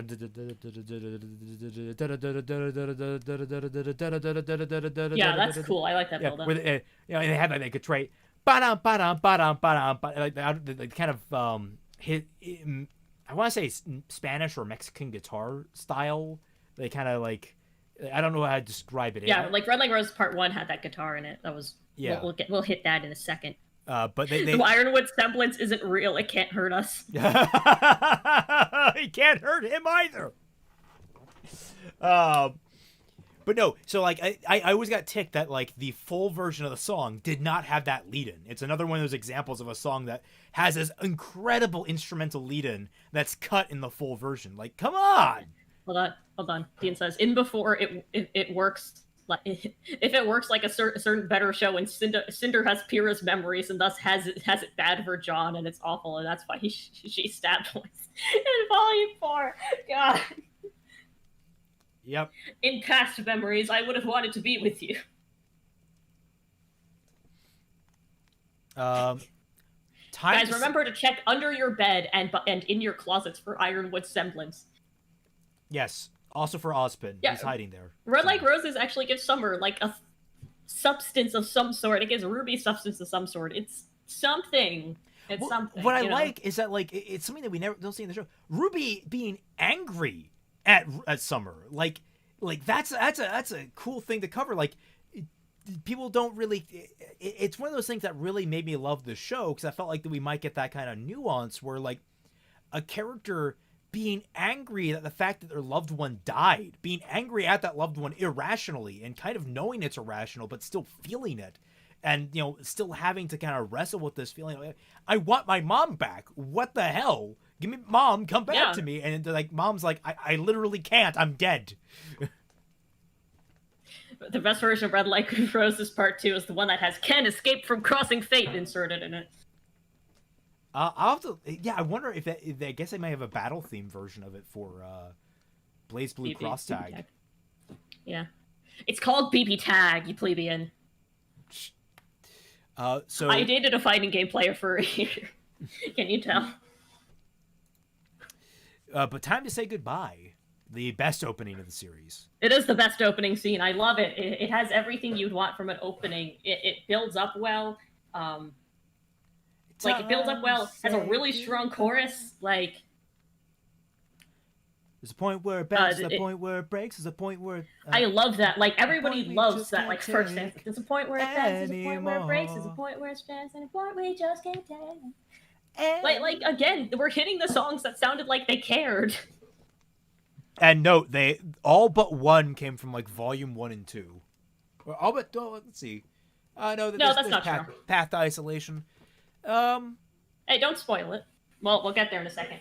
Time to Say Goodbye just has this like weight to it. It feels big. Like, it doesn't work for the volume, no, but it does have this feeling of like something very big about to happen. Saying goodbye to youth, and like we're finally pushed to this point. Like, that's really good stuff. It's just, it feels like it wasn't a song. It wasn't a song written around a character. It was a song written around a very well defined idea.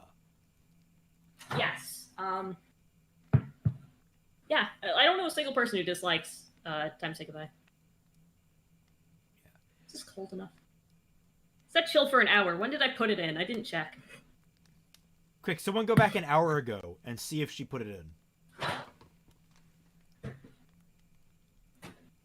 Where are we? What's above that? Path to Isolation. Path to Isolation is the Mirror FL Studio file, but continued to be good. Path to Isolation, I love. Like again, I really like songs that like they develop, and that's a song that develops. It's very dynamic. It has that soft opening, and then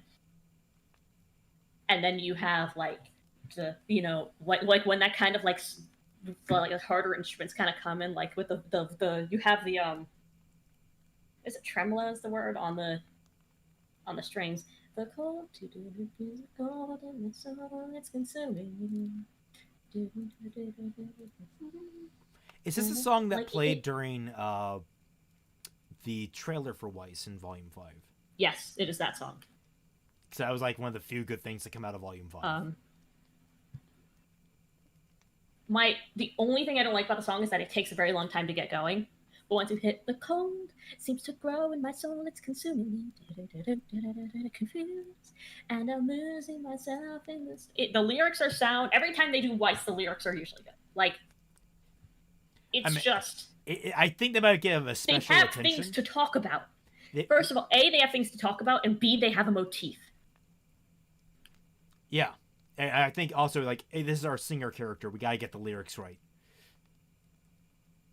Like not only that, but the motif of ice and snow and cold all have very strong rhymes in them. They just do. A lot of things rhymes with snow and white and just cold things. Still waiting for the good song. Rhyme words. Still waiting for the song that plays when Crow and Weiss's mom have a drinking contest. Yeah, we'll call that one Bottoms Up. We can make it a euphemism for Crow and Willow getting it on. Because God knows that those ships aren't going away. So Crow is either shipped with Willow or he's shipped with Winter. One or the other. That's how that works. Yeah, he gets with the Shnees. He's down with the Shnees, if you catch my drift. Yeah. Then the next song is This Will Be the Day, which is also the other best opening. This Will Be the Day is just strong. Like,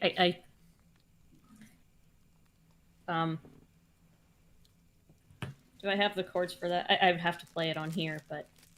But let's see. This will be the day we've waited for. Yeah, this will be the day we open up the door. No, it's...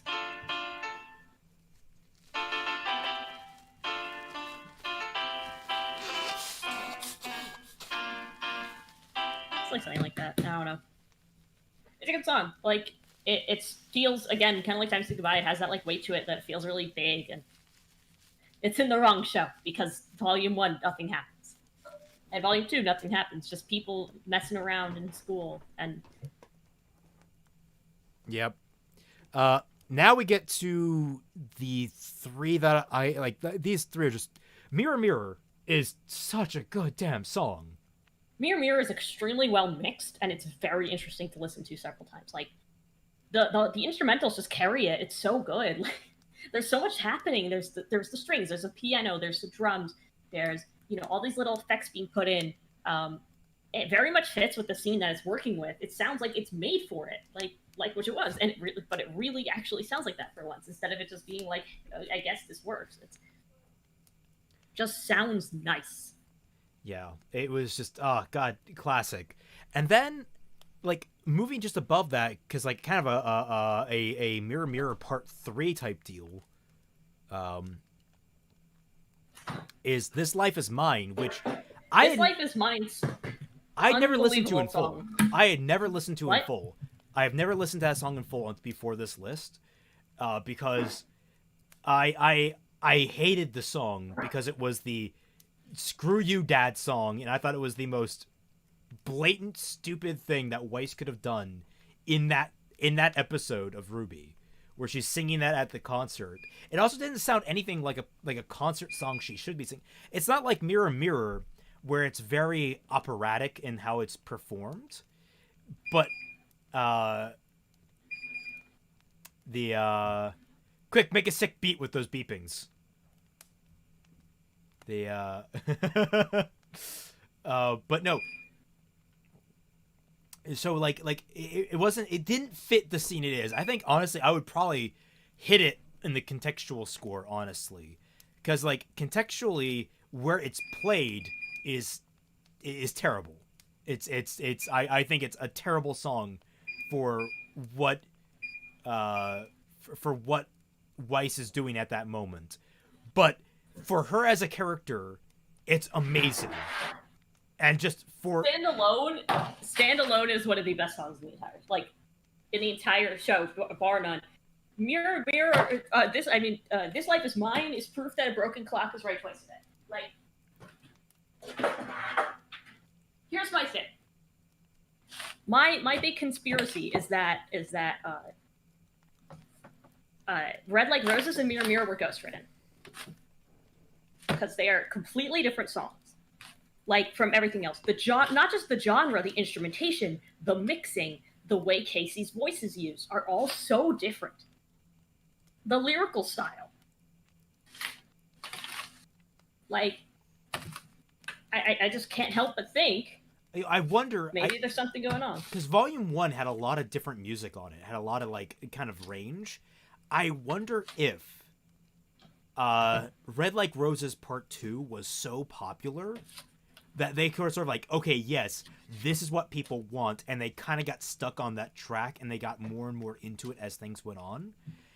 Because, like, when you look at it, the 4 trailer openings, Red Like Roses sounds nothing like Mirror Mirror, sounds nothing like From Shadows, sounds nothing like I Burn. Because, like... No, here's the thing. From Shadows does have the power chords. From Shadows and I Burn both have the power chords and the singing style that's more characteristic of Jeff's songs. Which means it couldn't have been the case. Because so does This Will Be the Dead. And so does every other song in that soundtrack. So, my thought is that, there's just... I really don't think it's a matter of whether he had time, because now he's, like... This Life Is Mine proves that we know what he sounds like when he's doing his best. And he really just hits it. And it sounds nothing like those other 2 songs. Because This Life Is Mine, yes, it's also a Weiss song, and it's good. But I just doesn't sound anything like Mirror Mirror. Path to Isolation, I guess you could argue, but it still has that rock in it. It still has that lyrical style.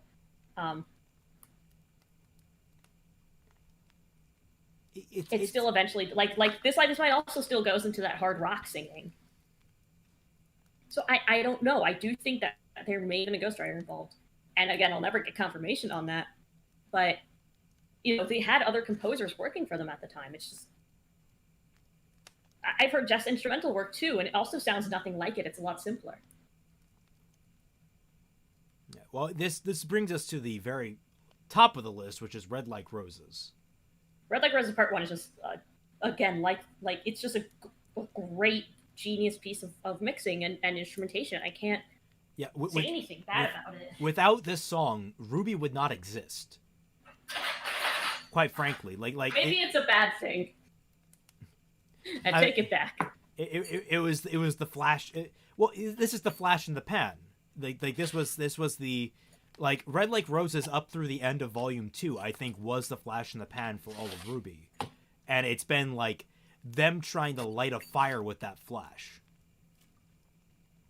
I know that's mixing metaphors, but, like, what we've gotten so far is, like, someone trying to light a campfire with the flash pan of a rifle. Very specific. It is very specific, but it fits. Because, like, that's how RWBY would try to light a fire, is by using a weapon. Using an archaic weapon that doesn't make any sense in the modern day.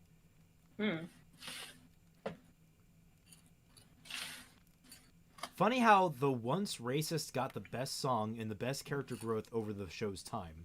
Yeah, it's because here's the thing. Having a character flaw isn't a bad thing. People really don't understand that, like, Weiss having that critical character flaw made her interesting. It gave her texture. it gave her an existence inside of this universe beyond just being a generic good guy with maybe a unique character trait of like, oh, I like books, or oh, I'm I'm the busty blonde, or I'm the hero. Weiss is, oh, I'm the racist, and everyone just kind of does a double take, and everyone's like, what? And she's like, oh, that's a bad thing? And I should probably try to improve and be a better person, but then slip up occasionally. Like, it made her interesting. It really did. The Celeste at home. Like, here's the thing. Like, those last two songs, like, This Life Is Mine is so triumphant. It's everything about RWBY songs that make them bad, but done right. So the transition to rock works here because it matches the narrative of somebody going from like prim and proper to like her own person. Like the angry screaming works because it's a very angry song. Like, it's just things that work. Red Light Roses Part 1 is just a good song. Like, it's cool. I love the Spanish guitar and like the kind of looming atmosphere it has. Yeah, I love that it sets up all four characters very quickly and very efficient. Red like roses. What's the lyric? It's not haunts my dreams. And brings me Fills my dreams. Fills my dreams. Brings me to the place you met. White is cold and always yearning, burdened by a royal test. Black the beast descends from shadows, yellow beauty burns gold. And like from those lyrics, they extrapolated all four main characters because it's so poetically put. You can build so much from those bases alone. And like the thing is, and then they didn't take any of the direction from them. You know what's funny? Is that none of that happened. Like, Weiss isn't like that anymore. Blake isn't like that. Yang was Blake never isn't like that anymore. No. The only one that's accurate is just like RWBY, and like it's only now 7 to 8 volumes in that we're actually getting like anything like the Red Like Roses implied that it brings me to the place we met. Rest. Is it rest? I thought it was met. I guess I'm wrong. Place you rest. Right. Sorry. I for some reason it has been a long time since I've listened to that one. That one I didn't listen to because I thought I knew it well enough. Should listen to that again. It's a good song. Are you trying to say Mary Sue's don't make good characters? Yeah, it's odd how that works. It is. It's just instead of developing characters, just remove their flaws. Building is hard. Yeah. It's. I mean, like in a sense, like part of the fun is seeing this vast untamed land and conquering it. That's sort of how a character is. When you build a character, is like seeing like a vast natural landscape and then figuring out how best to utilize it. And sometimes you discover that like, you know, just leveling the area and building a tower on it is not the best way to go about it. Sometimes you want to build a hobbit hutch right into the mountainside. That sort of thing. Like character building is such a varied and interesting thing, and RWBY does it terribly. Except for Weiss. Weiss has been doing all right sometimes. No, not even then, because Weiss, after all that, all we get is she's nice now. Yeah. Oh no, she's a jerk to Whitley. Yeah, but that's seen as a good thing. Well, no, that's seen as a good thing done poorly. Like, we have no dynamic between the two of them to build on that entire dynamic.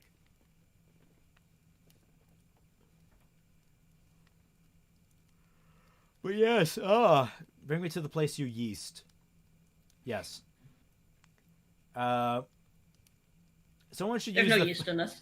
Someone should use those 4 lines and make a show out of it. Yeah, that would be a great idea. Sounds like an amazing idea.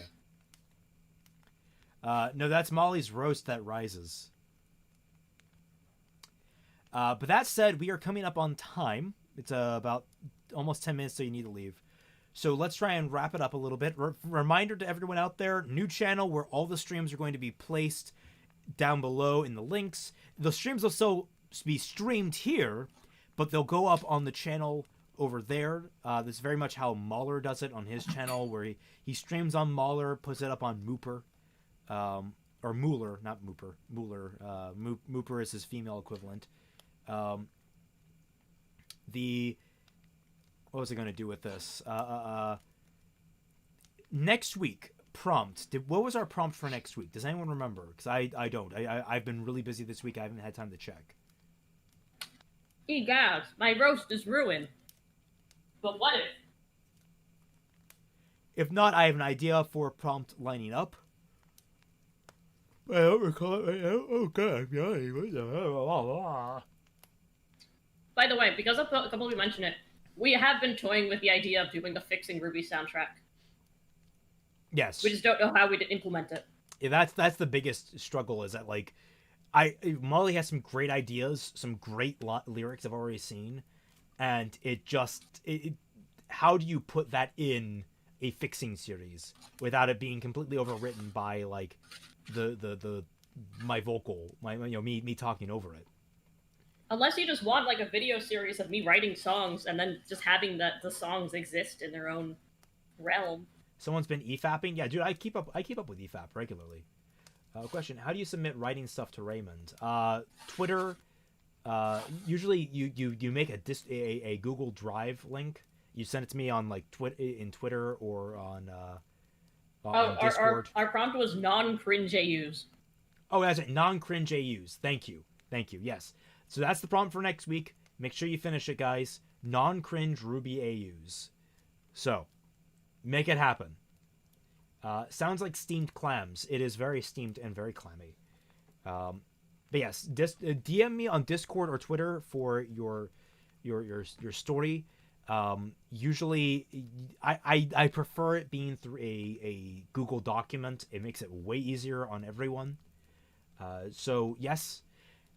Thank you all so much for joining. I hope you had a lot of fun. Here's my 2 cents on Salem's problem as a villain. It's not her immortality, it's the fact that she's just too strong compared to everyone else that isn't the brothers. That's the real problem. I don't even agree with that. I think like even a superimposing character like that can be a villain. Oh yeah, I hope you like the Diaco pics I retweeted at you, Raymond. I will enjoy those. Could just slap an unnarrated musical animatic in the middle of Fixing RWBY to let a scene play. The artist would probably be down for that. Probably, possibly, I don't know. We'll just see how crazy that gets. And yeah, like separate videos. Yeah, probably, like separate videos. That's how the music would be distributed. That's covering everything. We need to wrap up the stream. Thank you all so much for watching. It has been a blast. I hope you enjoyed it. Next week, non-cringe RWBY AUs. I'm looking forward to it. Catch you all on the flip side.